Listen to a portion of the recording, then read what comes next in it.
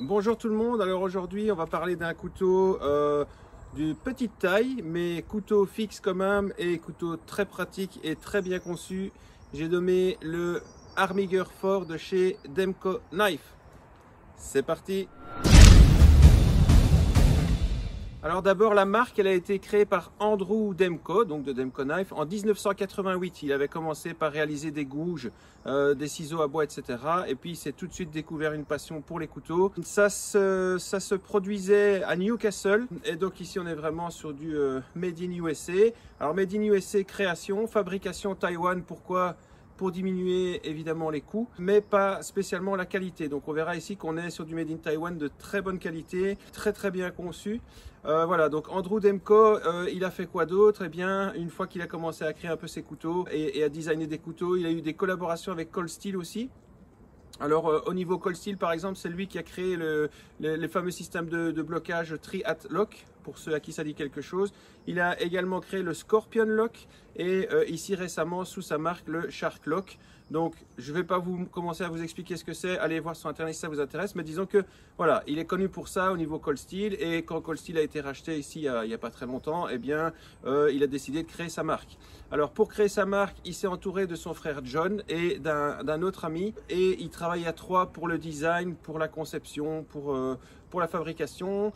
Les couteaux sont vraiment pour moi quand même plutôt orientés tactique et militaire, mais franchement c'est des chouettes petits couteaux et vous allez voir, surtout celui que je vous présente ici, l'Armiger, c'est vraiment un petit couteau passe-partout et un très bon petit backup. Alors vous voyez qu'ici maintenant je fais ma présentation au couteau de nouveau dans mes chalets, mais vous avez une vue un peu plus générale de ce que c'est. Donc quand je donne cours ici en survie, eh bien vous avez des chalets pour 4 à 5 personnes et donc on peut se réunir ici entre 15 et 20 personnes pour s'amuser dans les bois. Il y a un espace pour faire du feu qui est complètement sécurisé et vous avez toutes les infrastructures autour qui vous permettent de vous amuser en étant protégé du mauvais temps dans un premier temps, parce qu'après évidemment le luxe disparaît. Ça c'était la parenthèse. Pour le Armiger donc fort, il faut savoir que ici moi je l'ai pris en lame clip point, il existe aussi en spear point, en lame tonto. Donc en fonction de l'utilisation plus tactique, plus chasse, bushcraft ou plus militaire survie, vous pouvez déjà choisir ce couteau avec des lames qui ont plus ou moins, qui ont le même acier, qui ont plus ou moins la même taille, qui ont juste pas la même forme. Et donc ça peut être sympa aussi de se dire, ben voilà, j'en ai pris un en clip point et il est vraiment super. Mais c'est vrai qu'au niveau tactique, je vois qu'il tient bien en main, ben je vais le prendre en tento. Donc ici, on est sur un couteau en fonction des sites qui varient entre 70 et 80 euros. Donc 70 euros, 80 euros, qui est franchement abordable, je trouve. Alors voilà la bête. Et qu'est-ce que vous remarquez tout de suite? La spécificité de l'étui. Alors autant vous dire que l'étui est livré avec un loop en nylon qu'on peut installer en système molle sur un gilet, etc. Bon, moi je suis pas fan de ça, je suis pas fan du couteau qui fait un peu trop comme ça au niveau tactique, je parle pas au niveau bushcraft, donc je l'ai retiré, voilà. Ici, vous voyez qu'on a suffisamment de trous pour pouvoir passer des serflex, des colsons et pour pouvoir le mettre en port discret, horizontal ou même en port complètement vertical avec prise dessous. Alors, qu'est-ce qu'il y a de génial dans cet étui? Eh bien, en fait, que cet étui est composé de deux types de kydex différents. Donc ici, vous avez un kydex qui ressemble plus à du plastique thermoformé, qui est un kydex en fait sans verre, pour avoir un centre un peu plus mou, pour ne pas que ça abîme la lame. Vous n'ignorez pas que la plupart des couteaux kydex, à chaque fois que vous rentrez le couteau dans l'étui, eh bien, vous avez la lame qui s'abîme très légèrement. Ici, pour pallier à ce problème, eh bien, ils ont fait un cœur en kydex tendre et une extrémité en kydex beaucoup plus dur. Donc on appelle le kydex no glass ici au centre et celui-ci. Alors vous voyez qu'ici donc on a déjà le trou pour l'humidité et vous pouvez également défaire les vis pour pouvoir nettoyer l'étui, ce qui est vraiment assez sympa. Qu'est-ce que j'aime bien aussi sur ce petit couteau en parlant de l'étui, c'est que il est full ambidextre et à chaque fois vous avez hop, le petit poussoir ici pour pouvoir ouvrir, que ce soit d'un côté ou de l'autre. Vous le sortez, vous le rangez dans l'autre sens et voilà. On n'a absolument aucun bruit, aucun jeu, rien du tout. Donc pour un port ici, aucun souci de sécurité. Et alors, eh bien, comme je vous avais présenté sur le Pinel numéro 12, vous avez ici dans la structure des courbes de dénivelé qui sont assez sympas avec la marque Demco Knife. Donc ça c'était pour l'étui. On va passer maintenant au couteau. Au niveau du couteau, donc vous voyez qu'il se retire des deux côtés. Et voilà la bête. Alors je sais pas, donc pour ceux qui s'intéressent à ce que Vol West et Tony Lopez font station 9, vous avez le numéro, je pense que c'est le 8 mais je suis pas sûr, le serré, peut-être le 9, peu importe. Je trouve que ça s'en rapproche quand même pas mal. L'autre est un peu plus grand, un petit peu plus large, mais dans les mêmes qualités de prix, etc. Et la même praticité, je trouve que c'est une bonne alternative. Je ne sais pas combien coûte l'autre. L'autre est en acier 1095, je pense. Ici, on est sur du 80 CRV2. Alors justement, ici donc, Armiger fort, made in Taiwan. L'acier 80 CRV2, ben, tout le monde sait que l'acier 80 CRV2 est un bon acier de base, assez résistant, facile à aiguiser. La seule chose, c'est que comme le 1095, 1095, il n'est pas inoxydable. Donc, eh bien, pour pallier au problème, on met un coating tactique, hein, donc un revêtement poudré, pour que le couteau ne s'abîme pas. Alors, quand il sort de boîte, il est vraiment, mais... ultra tranchant, ça c'est vraiment incroyable. Donc on est sur une lame clip point, hein, sur une plainte soie mais pas en plate semelle. On a un manche en caoutchouc qui fait vraiment bien le travail. Alors il n'est pas très épais, hein, c'est vraiment port discret également. On a des petites rainures antidérapantes sur le manche, sur le dessus de la lame, pas sur le dessous. Et on a vraiment quand même une bonne sécurité pour piquer du dinosaure, comme on dit par chez nous, sans avoir peur de glisser sur la lame. Donc là, ici, avec ce caoutchouc tempéré qui est vraiment bien texturé, vous avez aucune chance, ou plutôt malchance, de partir et de glisser sur la lame, que ce soit en haut ou en bas. Ça, c'est la première chose. Ensuite, vous voyez que on a quand même une certaine ergonomie dans les formes, hein, pas énorme, mais vous le voyez bien ici, qu'on a au niveau de la main quelque chose d'un peu plus épais, et ici et là, quelque chose qui se réduit un peu. Alors, pour cette petite taille, je trouve ça pas opportun qu'ils aient mis ici un passant dragon, sachant que sur le site ils expliquent qu'effectivement donc on est en plein de soie, mais je doute fort que le talon des passants ici, pour des petites choses il peut percuter, pour des grosses choses ça va juste s'abîmer parce que vous avez le trou qui est juste ici, même pas 1 centimètre de la fin. Donc ça pour moi c'est pas opportun. Soit ils auraient fait tout le truc sans trou, soit alors mettre un trou et terminer le manche plutôt. Alors peut-être qu'ils l'ont fait et qu'ils ont mal expliqué sur le site, j'en sais rien. Mais en tout cas, ce petit talon dépassant, éventuellement pour péter une vitre ou casser une dent peut-être. Mais pour le reste, je ne sais pas. Voilà. Donc, acier 80 CRV2, lame clip point, full tank et manche en caoutchouc avec petit percuteur. On va voir maintenant au niveau des dimensions. Alors donc pour les dimensions, donc ici on est bien sur le manche en caoutchouc TPR, on est bien sur de l'acier 80 CRV2. Alors au plus haut, la lame est haute de 2,5 cm, la longueur de la lame est de 10,5 cm, la longueur du manche est de 11,5 cm et l'épaisseur, et c'est ça qui est intéressant ici, on est sur du 4 mm. Voilà, 4 mm et avec un poids total de 215 grammes. Donc ici, on est sur un petit couteau léger qui est hyper aiguisé, qui est hyper maniable. La seule chose que je pourrais éventuellement lui reprocher, c'est que au niveau de la main ici, il est un petit peu court. C'est quand même un 4 doigts, mais assez court. Et quand on va se mettre en position comme ça, et bien forcément ici, on va l'avoir dans la main. C'est pour ça que c'est toujours bien d'avoir, pour les couteaux de planter, un manche un petit peu plus long, mais bon voilà. Ici, il tient quand même très bien en main. Ça, c'était pour tout ce qui était mesure du couteau. Alors, le test ultime Firesteel, hein, donc même si on est plutôt sur un couteau pour moi tactique survie, mais voilà. L'avantage ici par rapport à plusieurs autres couteaux qui ont un coating tactique, c'est que on a vraiment une arête à 90 degrés, 90 degrés, et vous voyez que ça claque très bien le Firesteel. Alors pourquoi ça claque très bien le Firesteel? On va pas se mentir, avec un coating ça claque jamais, mais parce que le coating n'est pas exceptionnel et que vous voyez, je ne sais pas si on le voit ici, que c'est déjà voilà légèrement ici abîmé. Ça ne me pose pas de problème, sachant qu'il faut l'entretenir, mais j'ai juste ce petit coin-ci qui va me permettre de pouvoir claquer du bon Firesteel, sachant que le coating, eh bien voilà, vous voyez ici il y a une petite ligne s'abîme très légèrement. Moi, ça ne me dérange pas. De toute façon, le coating est voué à partir si vous l'utilisez et que vous ne le laissez pas dans votre salon ou à couper du saucisson uniquement. Donc Firesteel pour moi c'est ok.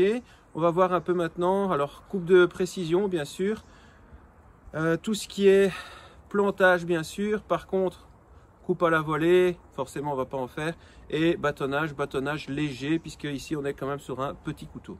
Vous voyez que c'est ici en général qu'on fait le feu pour bouffer le midi quand je reçois des gens. Donc ici, toujours avoir un support en bois ou un support tendre pour bâtonner, évidemment, bien sûr. Et ici, vous voyez que je ne vais pas bâtonner des sections beaucoup plus grosses que ça, puisque le couteau ne va pas dépasser énormément. Donc, hop, celui-là est déjà même un peu large. On va voir comment ça se débrouille.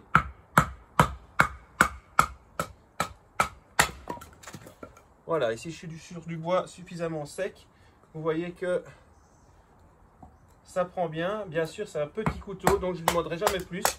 On n'est pas sur du gros couteau de bourrin, on n'est pas sur du SE5, on n'est pas sur n'importe quel autre couteau qui est un petit peu plus épais. Donc ici, voilà, ça me suffit d'avoir des sections comme ça. Pourquoi? Parce que pour démarrer mon feu, de toute façon, une fois que j'ai mon petit bois, après je peux le casser moi-même entre deux arbres et pouvoir le faire comme ça. Donc tant que je peux faire mes Firestick, pardon, bâton hérisson, et que je peux avoir mon petit bois, eh bien le reste pour moi n'a pas d'importance. Voilà, hop. Donc ici franchement il fait bien le travail. Vous allez voir que le coating ne tient pas super, mais enfin voilà, le coating se salit mais il tient plutôt, c'est différent. Et la pointe, malgré qu'elle soit en clip point et qu'elle soit quand même prévue plus pour piquer que pour taper dessus, franchement l'épaisseur est quand même forte jusque quasi sur le dessus de la lame. Donc franchement ça passe. Vous pouvez voir ici que l'épaisseur de la lame, voilà, hein, elle est encore très épaisse jusqu'ici, et puis c'est vraiment le dernier centimètre. Je vais pas m'amuser à faire levier avec. Par contre, vraiment très bonne prise en main. L'avantage pour un petit backup, parce que moi je pense que je l'utiliserai en backup en couteau fixe, c'est que d'une part il coupe très bien, il est très pointu pour éventuellement une éventuelle défense, et alors il est ultra léger, donc aucune inertie pour les coupes à la volée, c'est pas ça qu'on lui demande. Mais pour tous les petits trucs de coupe, si vous voulez quelque chose de beaucoup plus dur qu'un pliant et qui fait plus ou moins la même taille ouvert qu'un pliant, je trouve que ce petit couteau est vraiment génial. On va voir maintenant pour tout ce qui est feather stick.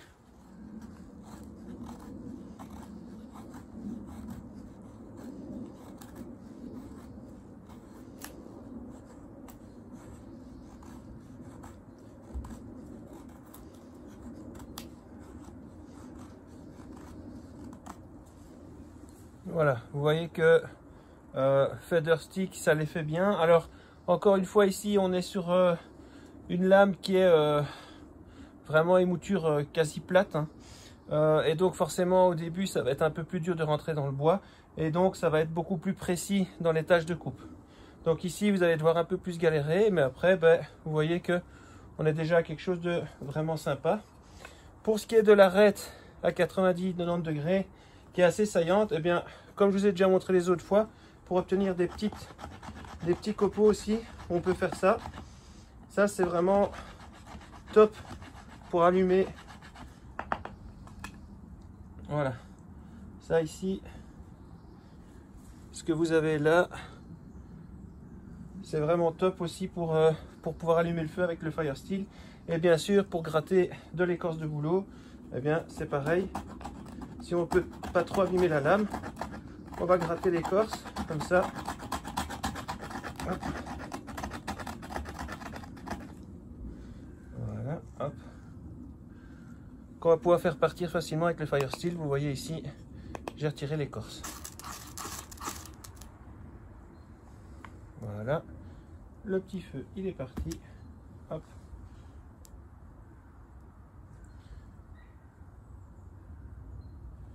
Voilà. Et on connaît la suite, hein. Écorce de bouleau. Une fois que mon écorce est prise, eh bien, je suis sauvé. Voilà. Bon, ici, je vais pas le réalimenter. Mais bon, vous voyez que il fait parfaitement le travail avec le Firesteel, que il est maniable, il est très léger, il est très précis. Alors, coupage de corde, je vais pas vous faire l'affront, magnifique coupage de corde aussi, hein, il est super fin.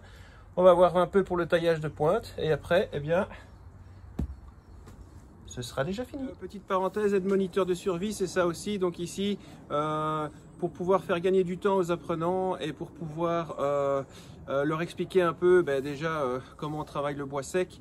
En règle générale, quand j'ai des petits noisetiers à retailler dans la forêt pour qu'ils puissent évoluer, bien sûr, pas pour les tuer, je coupe 2-3 branches par bosquet de noisetier, qui est une très bonne essence pour faire du feu par friction à l'archet. Et donc ici, bien sûr, il est encore un petit peu de traviole, mais je vais récupérer ça. Et en fait, je les nettoie, je les fais sécher pendant 1 à 2 ans. Et comme ça, quand les apprenants viennent, eh bien, ils peuvent faire leur forêt avec du bois qui est bien sec. Bien sûr, dans la nature, ils apprendront à reconnaître le bois mort et sec sur pied du bois mort mouillé par terre ou du bois qui est encore vivant. Mais voilà, pour que vous puissiez gagner du temps ici, eh bien, vous avez ce genre de branche où vous allez vous-même devoir choisir la portion, vous-même faire les pointes, faire les forêts et vous rendre compte en fonction des essences, noisetier, tilleul, lierre, ce qui vous convient le mieux et ce qui pour vous est le plus facile. Ça, c'était la petite parenthèse. Au niveau taillage de pointe, eh bien ici, on a un couteau, comme je vous dis, qui prend vraiment bien toute la main, qui pour piquer, pour moi, n'est pas assez profond, mais ça ne me dérange pas. Et voilà, ici, vous voyez que pour tout ce qui est tailler des pointes, couper des cordes, j'ai envie de dire ce qu'on demande à un couteau à la base, hein, puisque tout ce qui est bâtonnage et supra, c'est tout ce que on n'est pas censé faire à la base avec un couteau, puisqu'on n'est pas en mode survie. Hein. On n'est pas censé faire du feu avec un couteau, puisque normalement, si on n'est pas d'ennemis débiles, on a au moins un briquet ou une boîte d'allumettes. Voilà, ici ça va être aussi un couteau comme il est en émouture quasi plate, qui va être très facile à utiliser aussi avec le saucisson et les fruits ou légumes. Et ici, bien voilà, moi je suis quand même sur du bois qui est déjà très sec, donc j'ai quand même une certaine énergie à fournir, on va dire ça comme ça. Mais au niveau précision, même au niveau wood carving, hein, ici là on est vraiment dans le vif du sujet avec des petites lames ultra précises comme celle-là. Vous avez vraiment une précision de dingue avec des mini copeaux. Donc voilà, pour tout ce qui est wood carving, comme il tient bien en main aussi, très efficace. Donc au niveau des tests, je ne vais pas aller plus loin. Ça, ce sera un forêt qui est déjà prêt, en tout cas d'un des deux côtés. Je ne vais pas aller plus loin pour les tests. Pour moi, ici, l'espèce de percuteur à l'arrière, c'est bullshit, à part pour des vitres ou pour une ou deux dents, je vous ai dit, si vous avez des problèmes de dentiste. Pour le reste, moi, je ne l'utiliserai pas. Le passant dragon, pour moi, n'est pas utile puisqu'il n'y aura pas de coupe à la volée et qu'une fois qu'on l'a en main, on l'a en main. Donc, ils auraient pu le retirer, voilà, et faire le manche un tout petit peu plus long, ça aurait été pas mal. Mais sinon, pour le reste, vraiment, chouette petit couteau. On va passer aux constatations finales. Et après, je vous dis à bientôt. On était ici sur le Demco Knife, le Armiger 4, qui existe donc en lame Tonto, en lame Spear Point, et celle que je vous ai présentée, c'était la lame Clip Point.